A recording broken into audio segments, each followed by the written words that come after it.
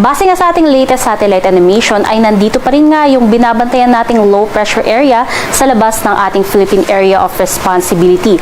At huli nga yang namataan sa layong 1,415 kilometers silangan ng Eastern Visayas. Sa ngayon, nananatili pa rin nga na katamtaman ang tsansa nito na maging isang ganap na bagyo.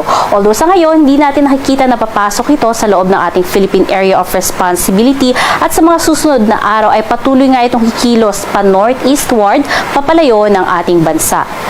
Yung babantayan nga lamang natin ay yung trough nitong low pressure area na kung saan nakakaapekto nga yan dito sa may bahagi ng Visayas at Mindanao, especially nga dito sa may silangang bahagi ng Mindanao na kung saan magdudulot ng mga katamtaman hanggang sa kung paminsan-minsan ay malalakas na mga pag-ulan.